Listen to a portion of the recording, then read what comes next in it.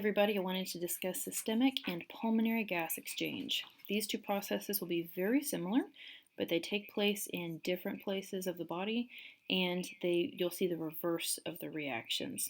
So we'll start with systemic gas exchange.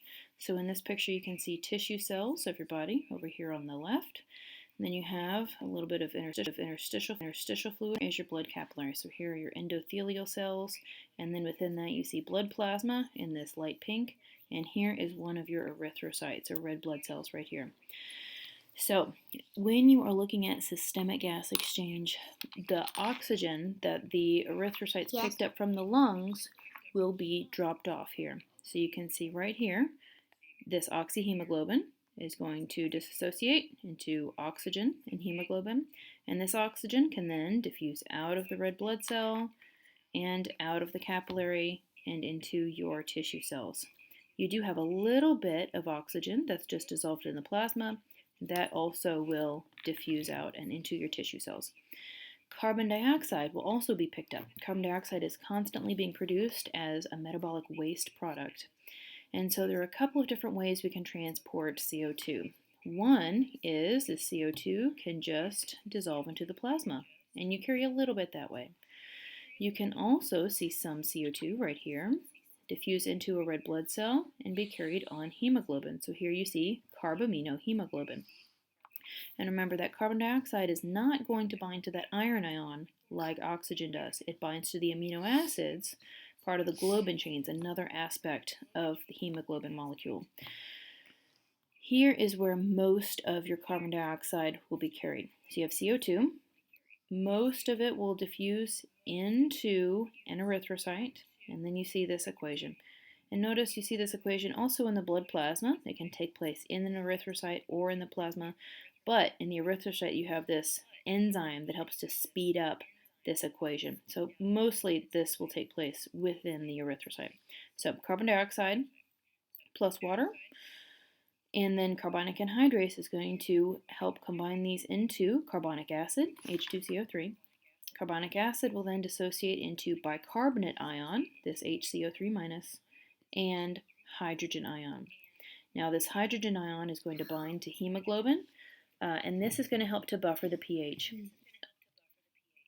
Hydrogen ion by itself can produce a pretty drastic decrease in your pH, and so to help buffer that pH, to not exceed such a large pH change, it's going to bind to hemoglobin.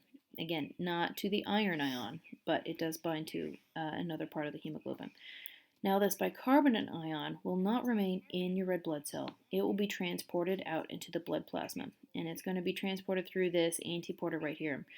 So as all of this bicarbonate leaves, this antiporter is also going to transport in this chloride ion, and this is to help prevent a large charge difference. You have large amounts of this negatively charged ion that are leaving this erythrocyte, and so to balance that big negative charge is leaving, you're going to bring in just as much negative charge in the form of this chloride ion, and this is called the chloride shift. So that is systemic gas exchange. And so most of your carbon dioxide will be carried this way, bicarbonate ions in the blood plasma.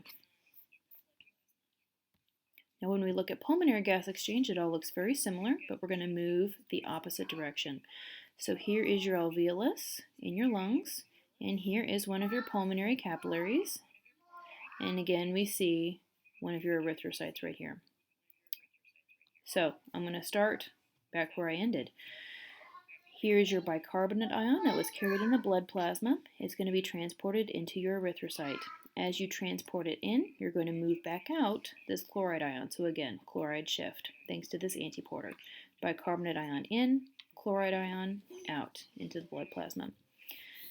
That hydrogen ion that was on the hemoglobin is going to dissociate, and now it can join with this bicarbonate ion to become carbonic acid.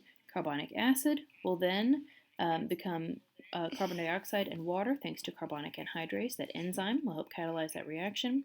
And now this carbon dioxide is free to diffuse out of the red blood cell, cross the respiratory membrane, and head into the alveolus, where it can then be exhaled on your next exhalation.